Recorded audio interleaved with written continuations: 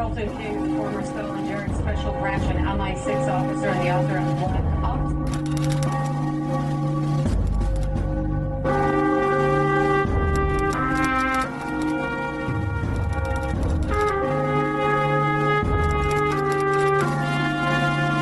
I was undercover for Special Branch in a jihadi organisation.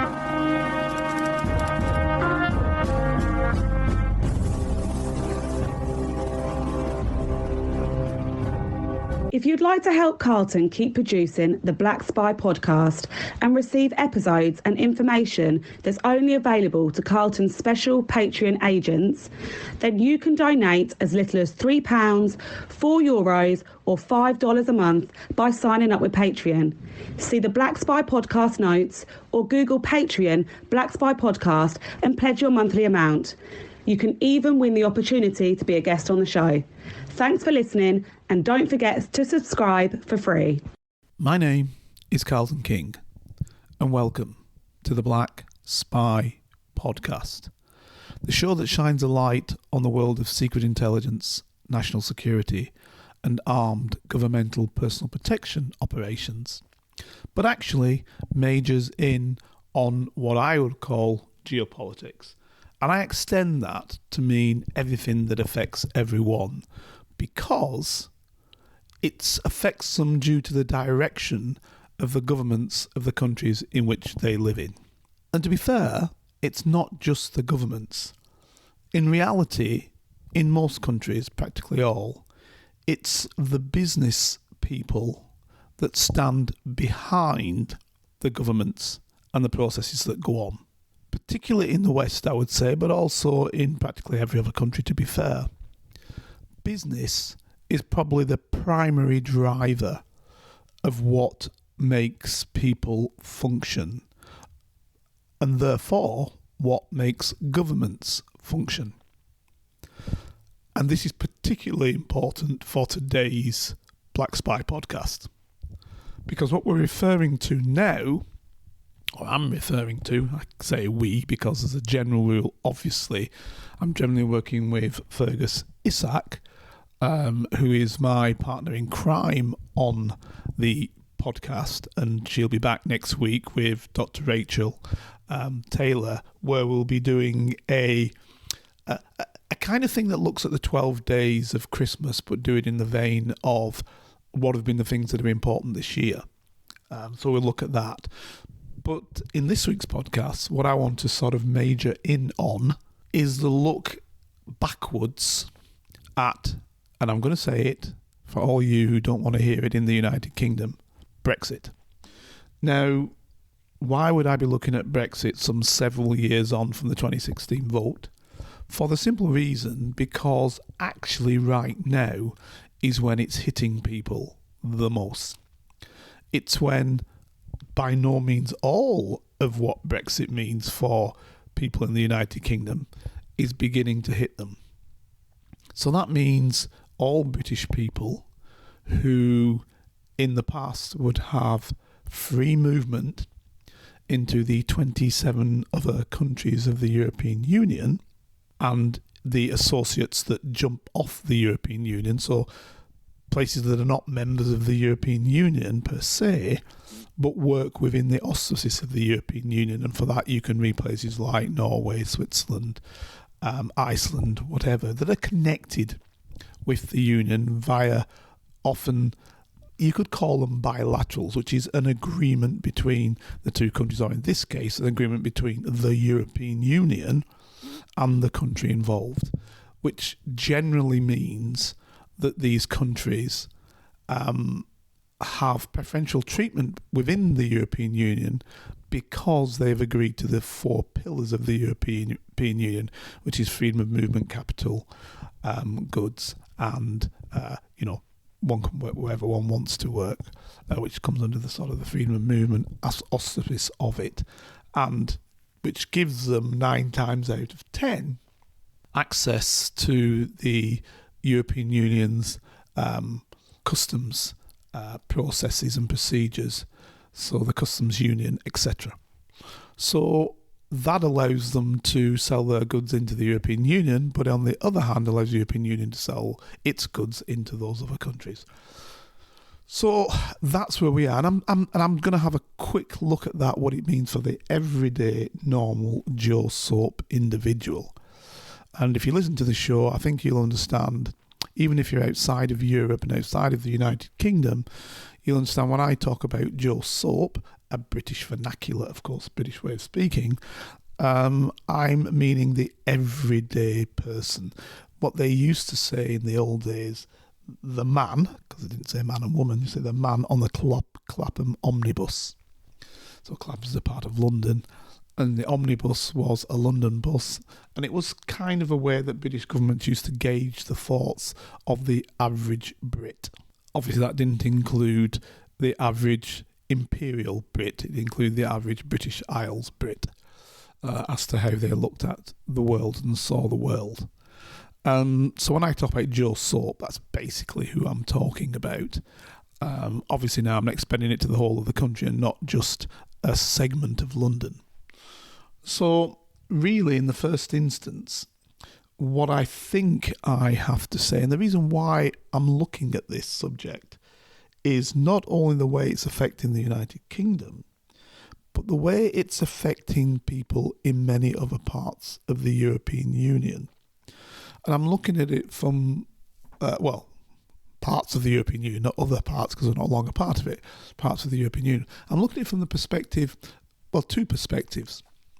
One is the views of many Americans that I listen to, some of whom I, think are very capable and sensible individuals, but seem to have a negative view of the European Union because they don't perceive it as something that relates to the countries of the European Union, and I'll explain that in a short while.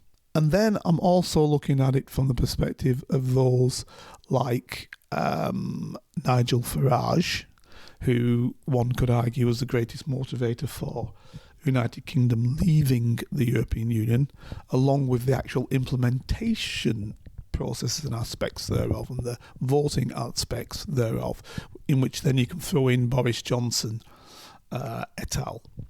into that meat, if you will, into that soup of those who actually got us out of the European Union. Daniel Hannan, lesser known, and individuals, one or two business individuals, not many, because the vast majority of business wish to stay in. And so even though I say the movers and shakers of business are generally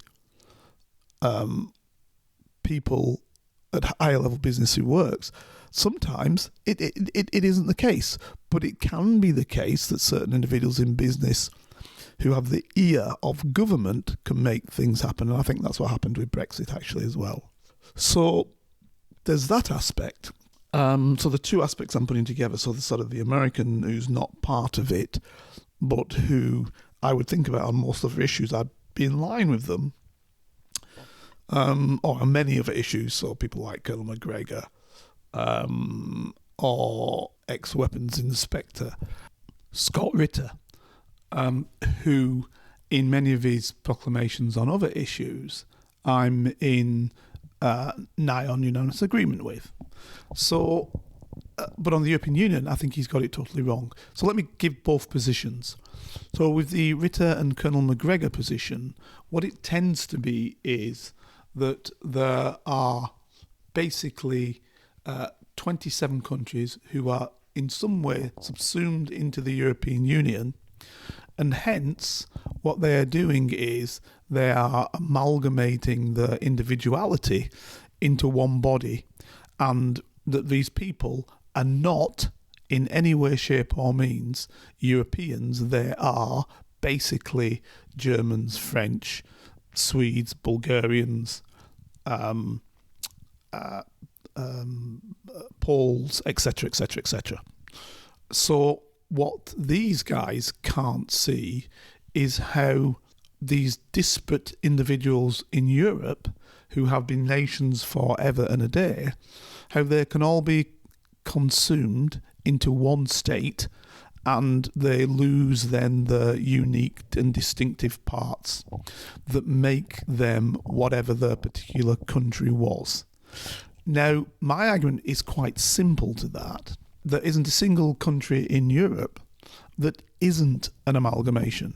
And indeed, some of the countries, what they have done is, let's take Czech and Slovak Republic's example, they have split quite recently, so in the 1990s, from being one country into two countries.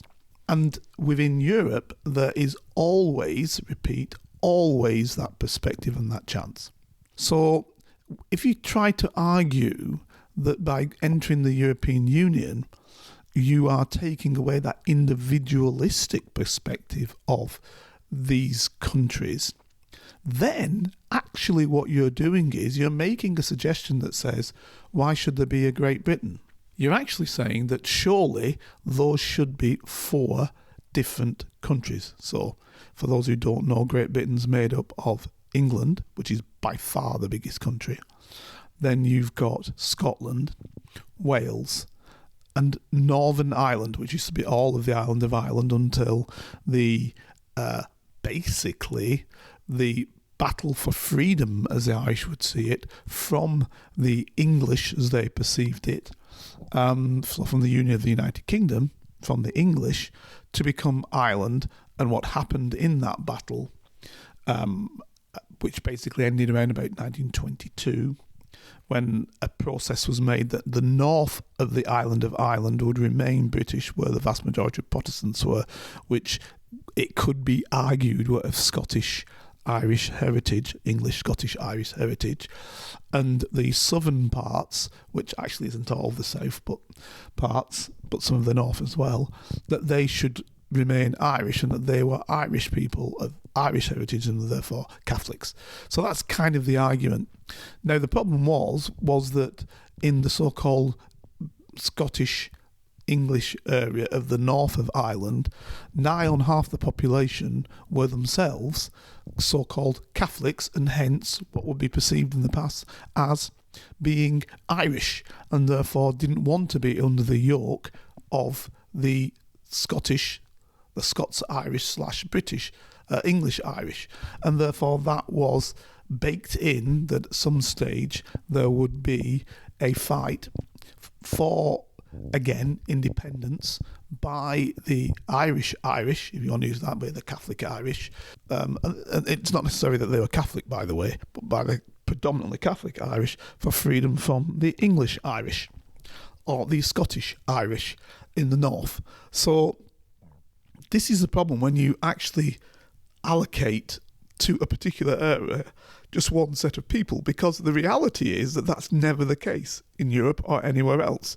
There's interminglers, there's people who come from different parts of the earth, who marry different people, etc., etc. And so what you're actually doing when you choose your heritage 9 times out of 10, you're choosing what you wish to be your heritage. And this is often done in the United States, and maybe this is where the United States have this misunderstanding, where they say, oh, I'm an English WASP, English American, or I'm an Irish American, or I'm an African American, or I'm a Swedish American, or whatever. They're choosing one part of the biological makeup 9 times out of 10. Because how do we know what that part is? You know, when you're saying I'm an English American, a WASP, are you really an English American, or are you an English person who had within them African heritage from the Roman times, Italian heritage from the Roman era, Anglo-Saxon heritage, or Germanic Anglo-Saxon heritage, French heritage, etc., etc., and we could go on and on and on. Right? But you're choosing this and you're saying England's the last place I come, so I'm an English American, right? And that's what they're tending to do with the countries of Europe, because within the countries of Europe, even more so, there's been massive movements between individuals, between all those areas of the different parts of the European mainland, because it's easy to move around, and they've moved and they've been different peoples. Or in fact, as with the Moors example from Spain, for 600-700 years they conquered Spain and moved into Spain and into Portugal, then into southern Europe and into southern France and then into Italy, etc. So what are they? What is their heritage? and there are other people moving from the north, down from France, down from Sweden, down from Viking, down from wherever. What is their heritage? So you're choosing heritages.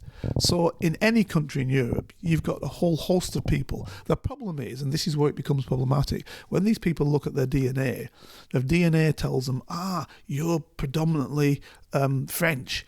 Well, all that means is that in France, this is the predominant mixture of people. And that could be a mixture of 70 different types of people from all over the place. And if we take it as a given, and science tells us it is the case, that all peoples came out of Africa, within them there has to be an African heritage within everybody. So why, when they're saying you are a French person, that's French, you are, I don't know, let's say 35% French, why is it not always saying, but you're 1% African? Whatever that means, because you can't even say African because of all different countries.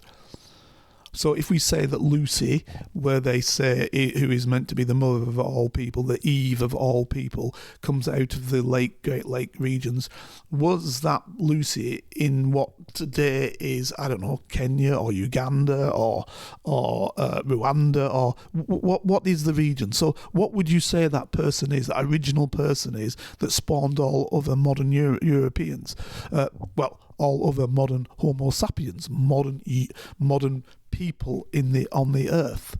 Now, if we believe that the modern humans that came out of Africa mixed with people that were Neanderthals, or in other parts of the world, Australasians or Chinese skeletal peoples, indigenous peoples, then that would be the mixture with them. But the bottom line is, in addition, for you to be a modern European, a modern human, you had to come out of Africa. That's what the science tells us.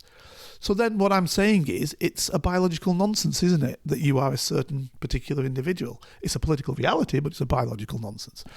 So that's what I'm saying. So Scott's argument, and Colin McGregor's argument is that now you've got these people who are Bulgarians or Poles, take into account that Poland didn't exist for like 300-400 years until the end of the Second World War again. After the First World War, to the half of the second, after the First World War, let's get the history right, after the First World War, and then when Hitler invaded again, that's when its longevity came, and it was split as a country between the Soviet Union and Germany, so it didn't exist again between 1939 and 1945. And then 1945 then existed again, but took in half of what was Germany into what became its country. So what I'm saying is, you see all that vast movement just in one country. I just chose Poland. You could choose a whole host of countries for which that happened, for which they were constantly fighting. So now this comes to the point, what mainly I don't think the Americans pick up on, is that the European Union, because of all peoples in this earth, you may well argue, the peoples who fought each other constantly and with probably the greatest massive loss of life was the Europeans, in constant warfare with each other all the time. And therefore, what the European Union did is, it stopped that constant warfare. Why? Because warfare is politics by another means. And for politics by another means, read that it actually means it's business by another means. It's business trying to take other areas. So that's why I suggest to you that the European Union, from the perspective that the Americans see it, is a good, not a bad thing. Now, what I don't understand from people like Scott Ritter, as I say, whom I have the greatest respect for many of issues, and Colonel McGregor on many issues, not all with the Colonel, but many issues, particularly in his analyses of the Ukraine war and American hegemony around the world. I would argue that they mix up the fact that they talk about America as a country. So if you're going to argue that all the peoples from a country should stay within their country and not come together with the Union, then what is the United States? I mean, I'll ask you that question again. What is the United States? It's a settler state. That means disparate people from all around the world came into the United States to create a state. They took some people there and utilise their labour to build what they needed to build. Generally, what people call African Americans, I just choose to call them Black Americans to be fair, because they could come from anywhere and still be black. But I call them African Americans because that's now the statement. Also, you could say the same was done with Chinese Americans, came in to build the world, particularly in the west of the United States. And the indigenous people who were there, who were obviously what one calls Indians originally. And they're called Indians because when the European, by the way, I'm saying European, Christopher Columbus and his crew went to the Americas, he thought he landed in India. Because that's what he was seeking, a route to India, a route to try and get the spices from India and bring them back to Spain. Because, albeit that he was Italian, he was working on the behalf of the Queen and the King of Spain. So when he thought he was there, he said, "Oh, these are the Indians, but they're red Indians rather than black Indians." So he called them Red Indians. That's his name. We wouldn't obviously say that today. Today, Native Americans is the terminology we use. But of course, those Native Americans had been visited before. I believe we can say it now with conclusive proof that we were visited before and were partially part of individuals. Once again, we've got the movement of Africans into every part of the world. So obviously there were Africans there originally. But then, of course, there were Africans who came subsequently from West Africa and also from Egypt, went there in boats which went across to the Americas. It's a fact now. We also take into account that it's a fact that Vikings went there, so these people intermingled with them. So again, when you start talking about just one nation, one sort of people and never been intermingled, it's a nonsense. Also, one should be highly aware of the fact that the Spaniards, the conquistadors who went over there, as I said to you before, we're calling them Spaniards, but Christopher Columbus, the man, wasn't a Spaniard in himself. But the Spaniards who went there were highly mixed with Africans because they had been conquered by the Africans. Now, a lot of people say Arabs, but this is not necessarily Arabs. Originally, they were conquered by indigenous Africans from the northern regions of Morocco, which they call Moors, and were generally blacker Moors rather than tawny Moors, which is lighter skinned Moors, which is what they call some of the Arab Moors later on. And they were generally the Berber people, Tuareg, Berber, and also people from a little bit further south down into countries that you can get into, Cameroon, Senegal, etc., who were then gone up into the Iberian Peninsula in general, not just Spain, but particularly Spain and Portugal, and then across into southern Italy. They'd already been into Sicily for quite some time, and into southern France as far as Poitiers. And this is from the 7th century onwards. So these people who then went to the Americas were mixed with these people because they'd been there for 700 years. So I mention this because this idea that we just have a European, whatever that means, or a African, whatever that means, or a American, or whatever that means, is frankly an historical nonsense.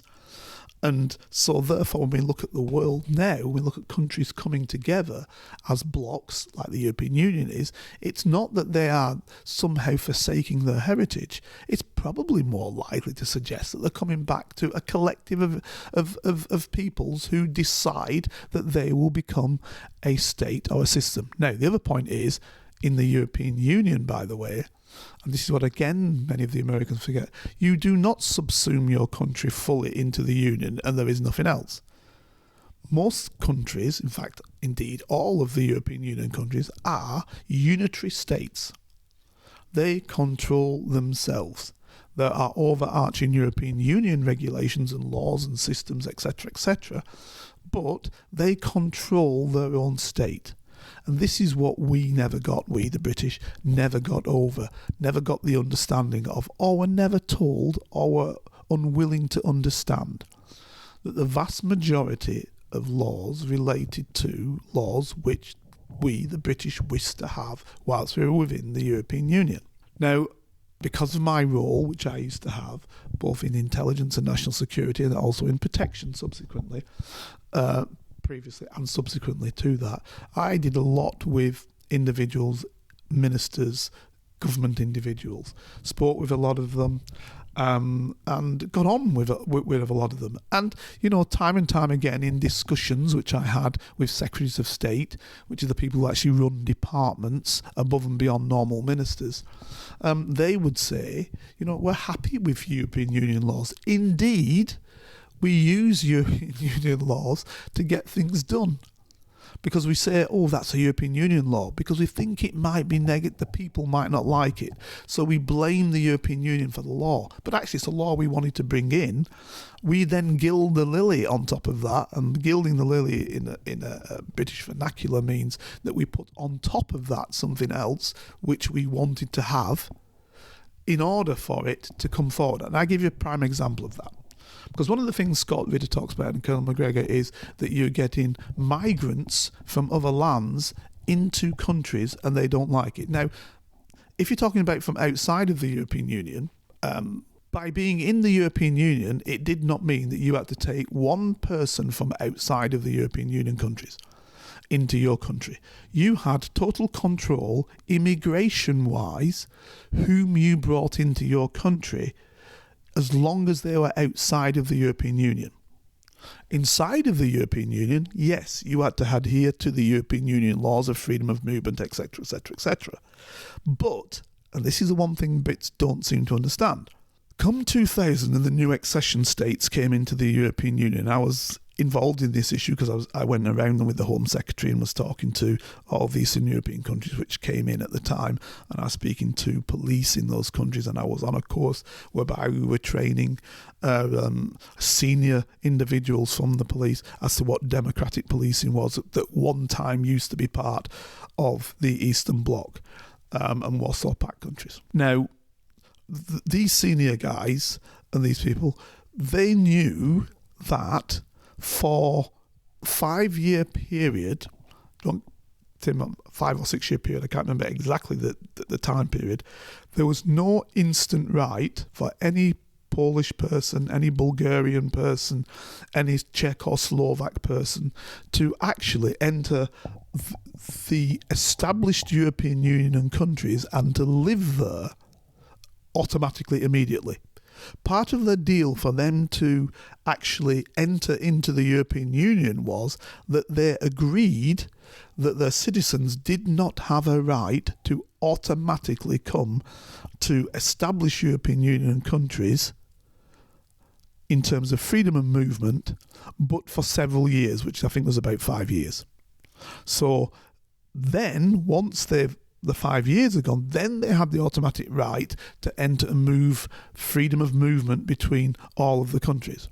Now, Great Britain chose to take people in from basically all of the Eastern European states, Poland, Bulgaria, etc., etc., etc., Czech Republic, Slovak Republic, from day one. I'll say it again. The British government decided to take people in from other European Union citizens from the new accession countries from day one. It didn't actually wait the 5-6 years to allow them that freedom of movement, whereas other countries did. Read for that: Germany, France, the Netherlands. They decided they would wait the 6 years to allow full freedom of movement. They decided that. They weren't going to allow it. So consequently, of course, if you were a young Pole trying to make your way forward, you'd say, I'll come to Britain. So what was the advantage for the British saying, we'll do it from day one, when other countries were waiting 4, 5, 6 years? 2 advantages. One, the first advantage, as far as I can see now, I was discussing with the Europe minister, was that basically these countries often perceived Britain as the person that made them free during and from the Second World War. And the reason I use the word perceived, because it's not true, is it? Because actually the people that freed them from the German yoke in the Second World War was the Soviet Union, which is why at the end of the Second World War they were communists, because the Soviet Union had freed them from the German yoke, from German armies. Okay? But of course, those who were not left-wing in orientation would rather have had themselves freed from the Germans during the Second World War by Americans or by British. So therefore, when this came, they had a feeling towards the British and a feeling towards the Americans and an anathema towards the Soviets, which in many cases they started calling Russian, which were not Russian because it was the Soviet Union, and there are 15 Soviet states, not just one. One Soviet state was Russia, but there's 14 others. But anyway, that was their perspective. So it meant that if we allowed them to come to Great Britain from day one of their accession into the European Union, we would bring these individuals in, but we would get the political power from their countries because we had allowed their citizens freedom of movement. So then within what is basically in the European Union, because no single country is controlling that. You hear people talk about Brussels. Brussels is just where it's sat. It could have been just as easily sat in Strasbourg or in London, for that matter of fact. It wouldn't be because we weren't first inside the Union. We only came in late. And that's why we needed this perspective of letting people come in, because we came in late, and the power positions of the European Union in many ways had already been taken by the Germans and the French. So to break this down, and to a lesser extent the Dutch, but to break this down, wouldn't it be great to expand? And Margaret Thatcher, I'll say it again, Margaret Thatcher was the one who wanted expansion, because she knew if you expand it to the east, those Easterners would be anti-German and would be pro-British. Right? So therefore, that was the whole perspective. So that's why we took people in from those places and had a massive immigration coming in. Number one, political. We'd get the voting rights, because basically it's horse trading in the European Union. Now, second reason, we needed the labour. And if we didn't take the labour from outside the European Union, from within the European Union, we were taking the labour from outside of the European Union. So therefore, once we were given the vote, one of the only very, very few votes which we've ever had on how the British government functions, but which was to enter the European Union, then obviously to leave it. Well, it was the EEC originally, and then the European Union to leave it. I said straight away, all these people voting because they don't want immigrants are going to get people, by the way, as a European Union citizen, you're not really an immigrant, but because you're all part of that same system that allowed the freedom of movement. So Brits could go anywhere they wanted in the 28, and the 28 could go anywhere they wanted within any other part. So that's the point. But the fact is that I knew that what would happen immediately was, if European Union citizens then returned back once we were no longer part of the European Union, and I figured we wouldn't be, because I figured enough people wouldn't be smart enough to figure that our best place was within the European Union, and that they'd say, especially when they started talking about immigration, and that they'd say we want out. So I then did and if you want to get it up on YouTube, you can do. It's still the Black Spy podcast, Carlton King. You can look it up on on YouTube. And I did a 20-minute 20-minute podcast to explain what would happen if we leave the European Union. So this is before, obviously, the vote. And what the negatives would be for Joe Soap, for the average man and woman. The man and woman who could never dream of living in Italy, France, Spain, Cyprus, but could do, because they wouldn't reach the monetary values that are required to live wherever you wanted to live, and the healthcare systems live wherever you wanted to live, etc., but could do because we were in the European Union. Once you come out of the European Union, and then the regular immigration status comes on you because you're no longer a member of the European Union, that you wouldn't reach that statute, that status that would allow you to live there. So I said this would be the negative for the everyday person. I'm not talking about the wealthy. Now, the wealthy had a reason for wanting to leave if they were in the banking world, because there were monies that could be made by Britain betting against itself negatively. There would be no advantage. I said example that in euro trading, that's where the trading of the euro, which was done in London, I said we would lose that when we left. Now, I admit, it didn't happen as soon as we left, but now it's happening.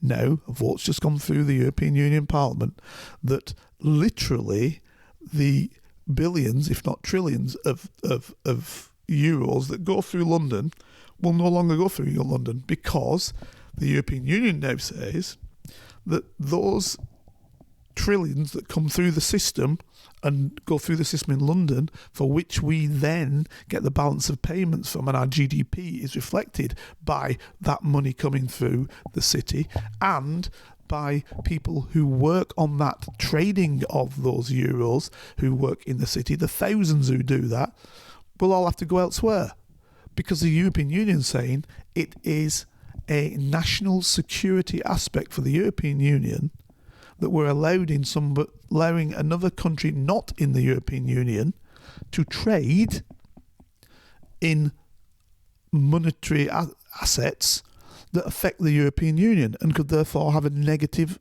reflection upon the European Union. So hence, that trading should only be done, the vast majority of that trade should only be done within the European Union. So now, your French, your Germans,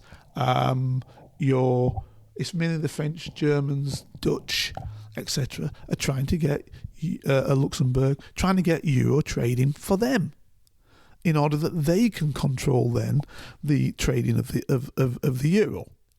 So that will go from Britain, and we will lose a massive amount of money to our GDP as a result of that. And I foresaw this. So why couldn't other people foresee it? This is what I'm saying. So it was that. So that's the second reason that I could see people didn't want, could vote against the European Union if you were backing against Britain. The other aspect that I mentioned loud and clear was the fact that in the car manufacturing, which we don't own the car companies which manufacture in the United Kingdom. We don't own any of them that mass produce cars. What we do is they are assembled in the United Kingdom, but that would be less competitive, and the government would have to pay to keep these bodies here, which is what they're doing with the Japanese. They're paying the Japanese billions, they don't tell you the figure, but they're paying billions to keep car manufacturing in Sunderland, because otherwise the Japanese will produce those cars in Slovak Republic, Czech Republic, Germany, Netherlands, wherever, Spain, wherever they can produce them. Right? And then have access to that 450 million market.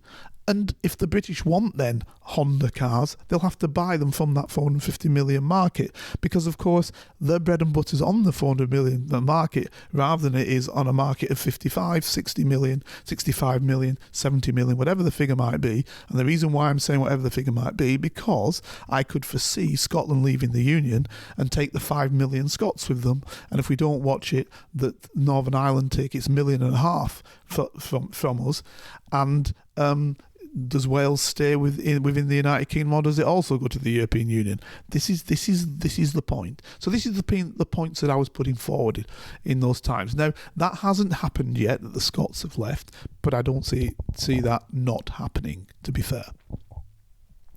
So that's the perspective of it from, your Americans not seeing those aspects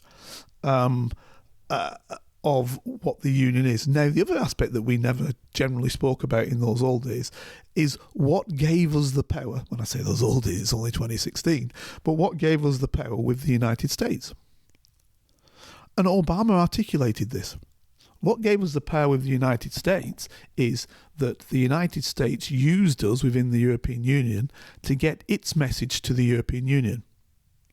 The other states within the European Union used us to get their message from within the European Union to the Americans, because of course we speak the same language, etc., etc., and there was a bond in the Second World War, etc., etc.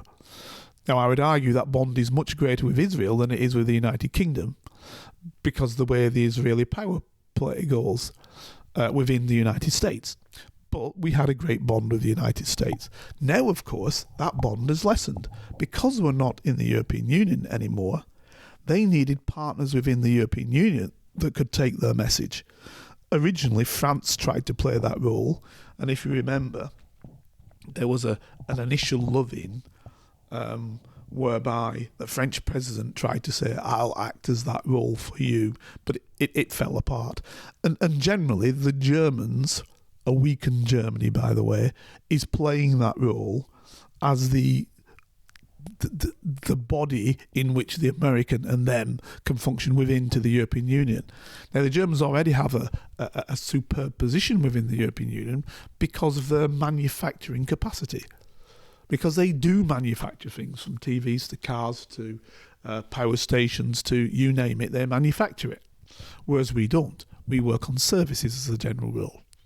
So therefore, the power base of the European Union, and you can see it in their GDP of 4.67 billion, rather a trillion, rather than the GDP of the United Kingdom, which is 2.789, depending on what it is, which is around about the same as French.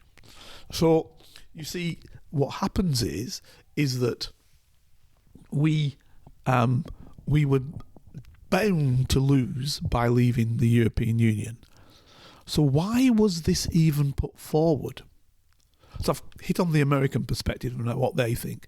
So why was this put forward from our perspective to leave the European Union? Well, the simple matter is that for many an individual, and it was individuals, it wasn't government, for many an individual, I think there were two aspects. One was a looking back to the past greatness of the United Kingdom, in which the United Kingdom basically ran a third of the world, and a third of the world was British. Now, what you need to remember is, when the United Kingdom ran a third of the world, all of the citizens in that third of the world were subjects of Britain, basically. Now, the reason why I'm saying it basically, because it was quite a complex situation. There was no such thing as a British person. There was a subject of Great Britain and its colonies. So practically everybody from, at one time Cairo was obviously part of the British Empire. So everybody within the empire basically had a passport, which basically said on it, British passport / underneath then, whatever it might be, British passport Jamaica, British passport Australia, British passport Canada, British passport, whatever it might be. Now, that loosened as time went on. Loosened to give the dominion status, so those countries which had a status which made they were independent from Britain in many ways, but not for its defence and not for its total foreign policy. So you still had the situation whereby when Neville Chamberlain said Great Britain is now at war with Germany, we declared war on Germany, that the Aussies and the Canadians and the South Africans were also at war with, and Indians were also at war with Germany. I mean, it was now an automatic status, and most of those countries said that will no longer happen again. So, which is why, post the Second World War, frankly, the empire fell apart. Now, the strength of the empire, obviously, was the fact that, as with every empire, Britons weren't doing different than anybody else, what you do is you kind of exploit the raw materials from the countries which are part of your empire, and you take them back to the central area, which is obviously the original indigenous land, and then, as much as you can, you produce in the original indigenous land and send it back out to empire. So in other words, what it actually becomes is a kind of, I guess the best word would be a system whereby you are controlling the economies of all of the countries that make up the empire. And if your empire is a third of the world's landmass, a third of humanity, and a third of the countries of the world, effectively, then, of course, you are monopolising an internal market, which is set to be advantageous to the central area, which obviously is England. And it was called England at one time, but then really became the United Kingdom, Great Britain, England, Scotland, Wales and Northern Ireland. So you're monopolising that, and therefore, yes, you can turn around and say every car is made that's driven in India, example, is originally made in Solihull or somewhere.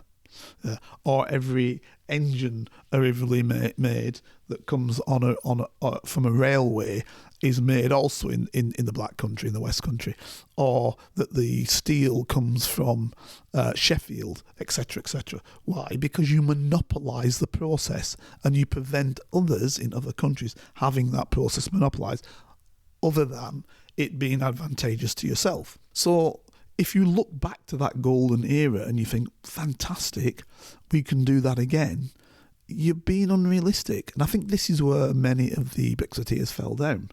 They looked back to that era and they basically said, we ran the world. Well, for that read, we ran a third of the world's empire and people. And therefore we can do that again. Missing out the biggest part of that process, we ran it by force of arms.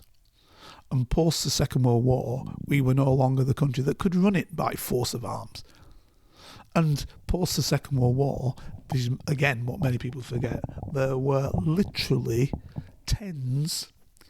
more than 20, 30, 40 per year battles for independence against the United Kingdom. Some were from Palestine to Cyprus to Malaysia to Hong Kong for a while, to Kenya, to Nigeria, and I can go on and on and on. Fiji, people were fighting to liberate themselves from the United Kingdom, right? And British soldiers and the indigenous people of that area who happened to be in the British armies of that area were trying to prevent those people who wanted their freedom from Britain, as Ireland had done some years previously, were fighting to get that freedom. And of course Northern Ireland kicked off again because they were seeing everybody else getting their freedom from the British, so they wanted it. Okay, the Catholic elements thereof. So for you not to see that and understand that and think automatically we can just run and say we'll have it back to where we were before, showed an absolute astounding lack of knowledge for people to think that we could do that. Astounding lack of knowledge.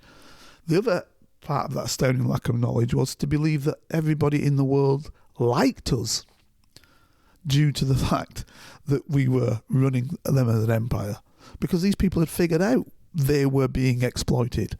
Hence, that's why they wanted to leave the empire. Yes, they were in the Commonwealth, but you see, people talk about this Commonwealth as though it's the empire. It isn't. It's a collective of the places that used to be part of empire that come together for the good of each country as they perceive it. And it might be something as simple as I can put my goods into Britain. Or, I've got much kinship with Britain. Or, in fact, it's just another club that I want to be part of. Right? But there is no control over that. People used to say, the Queen heads the Commonwealth. What does that mean? It means nothing. There is no status provided to Great Britain above and beyond because of the Commonwealth. None, other than you might have diplomatic bloc which you can use in the UN if you can have some of the Commonwealth countries which for their own good and your good work together in order to do something, and there's a connection there, a historical connection, etc., etc. So it might work in that way, but there is nothing that stems from it that's positive. Let me give you an example of that. Australia does something like 3 times more trade with Germany than it does with Great Britain. Australia. I'll give you another example of Australia. I was in Australia taking our Foreign Secretary to Choggon, which is the Commonwealth Heads of Government meeting, okay, where the Queen was then titular head and was sat there. And I said to the Aussies, this is what I need in order to make sure that our Foreign Secretary, and I was talking to the Aussies, that the Queen is safe. This is what we receive. This is what we'll need. And the Aussies say, right, well, we'll give you this and we'll give you that, we'll give you the other.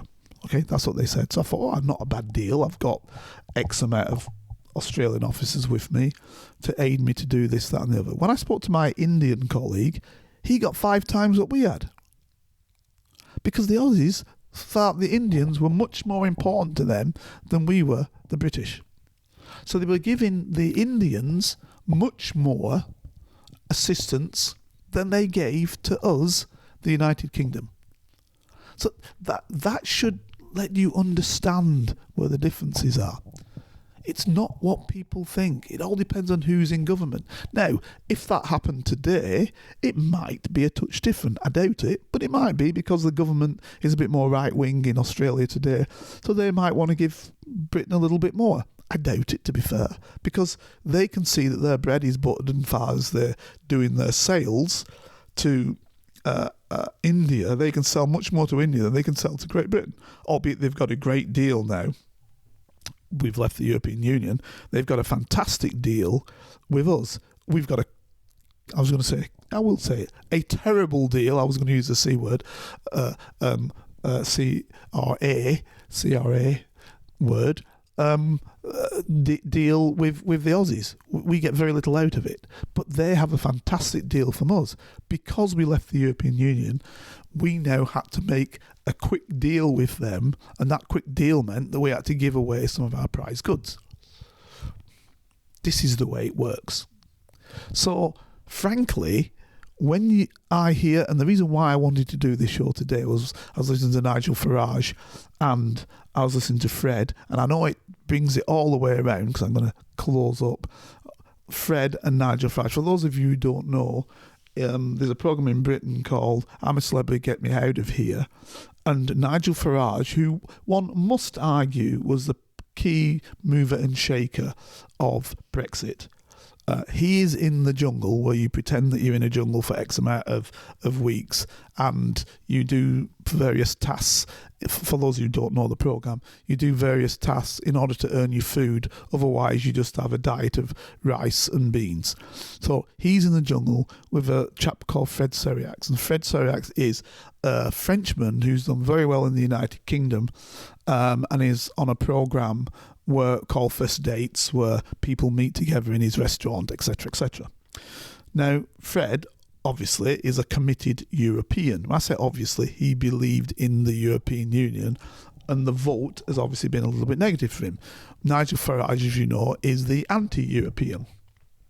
So they have had, not heated, but a level of discussion which is mildly above that that is normally in the jungle, which is generally more orientated to things that have less import.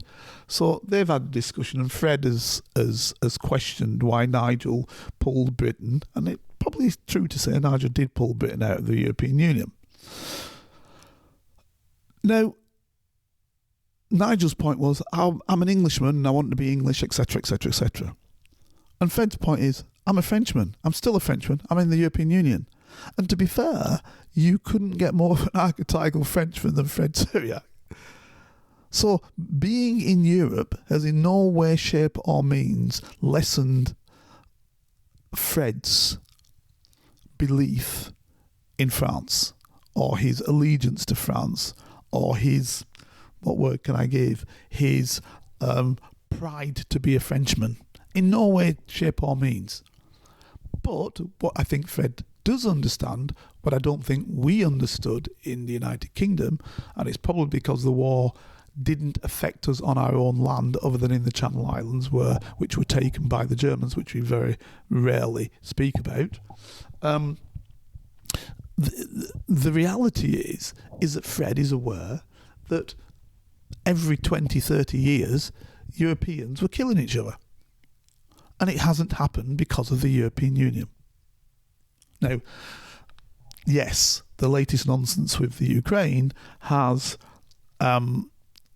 changed that, but it's not part of the European Union, so that's why it could happen. That's why the American could carry actions which were designed to, frankly, upset the Russians, and if it meant that Ukrainians died, then so be it. But that doesn't say why the European Union wholeheartedly supported it. And that's another question for another programme, and I think you can look back at some of my programmes on the European Union and Putin, etc., and the Ukraine war. Where I go into some depth on that. But that's another programme. And indeed, you could listen to people like Scott Ritter or Colonel McGregor, and they'll give you the versions of why that happened. But the point is this that I'm making. Fred is very well aware that what the European Union has done is it's been a very positive aspect for preventing warfare, preventing conflict in Europe, because we cannot forget, and this is why I started the programme, it's all about business. And in the past, countries have trampled over other countries to increase business, to increase control of business. And if there was no such thing as the European Union, frankly, Germany would be a much more powerful country than it is today. Albeit that today it's powerful. But it would be a much more powerful country because there'd be no limitation on its sale of goods, on its production of goods. It wouldn't need to take in goods from other countries. It wouldn't need to, in terms of its cars example, to allow other countries to produce its cars in let's say Czech Republic, Slovak Republic, wherever, or for thousands of companies within other parts of the European Union to produce elements of the cars which it then puts together under its control, because they actually own their car industries rather than just manufacturing them or assembling them in Germany or elsewhere. So they own them. So the reality is that the European Union has allowed people outside of Germany to tender, example, to make the seats for a car that goes into a Mercedes. Without that, there wouldn't be such a tender process for people outside the European Union. It wouldn't be to their advantage. They'd just produce them within Germany. So it'd be an even more powerful country than it is today, which again would lead to jealousy and would potentially lead to warfare. So this is the thing. It has been a very positive body. And I think I started this by saying that I think some Americans don't understand how positive that body's been.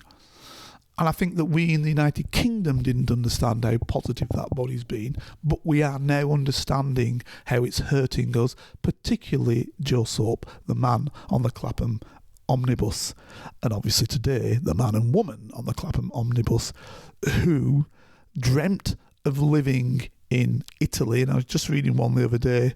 Fella bought himself a house in Italy. He voted to leave the European Union, paid $13,000 for his house, was doing it up, figured he'd have to spend $10,000 on it, $20,000 max, and have a lovely house where he could live. But of course, he was only 60. He was 50 odd when he made his vote, but now he's 60. So now it's kicked in 2020, 21, 22. And of course, he's not 65 yet, so he's got no pension coming to him. And he's been building this house with his wife, who voted to remain in the European Union, of course, because she was smart and bright and figured that, hang on, we're living in Italy, what difference will it make for us if we vote out? Smart and bright she was, he wasn't. And the bottom line is now they've got to leave Italy because they don't have the required amount of money to stay in the country. The chances of finding a house in Britain for 13, 14, 15, 16, 20, 100,000 is slim, if to negative, not at all. And they're going to have to leave Italy because they're now foreigners. Not expats. Forget this expat word, it's nonsense. They are now foreigners in Italy, no longer part of the European Union, no longer have any rights in Italy to live, work, etc., in Italy, to move their monies to Italy, no longer have any rights, and don't reach the threshold of the wealthy people wealthy enough to live in Italy. So they're having to go back with their tail between their legs and are going to have to try and find a way of living in the United Kingdom with practically no money. And on that, ladies and gentlemen, I bid you good night, good day, depending on where you are, and hopefully I'll speak to you again next week. If you'd like to help Carlton keep producing the Black Spy podcast and receive episodes and information that's only available to Carlton's special Patreon agents, then you can donate as little as £3, €4 or $5 a month by signing up with Patreon. See the Black Spy podcast notes or Google Patreon Black Spy podcast and pledge your monthly amount. You can even win the opportunity to be a guest on the show. Thanks for listening, and don't forget to subscribe for free. Here is a working class spy telling his stories, the secrets, the lives of spies. Feel free to message Carlton King on all socials and give this show 5 stars on Apple iTunes and subscribe so you never miss a single episode. For your ears only. More than a quarter of a century, I was a member of Her Majesty's Secret Intelligence Service.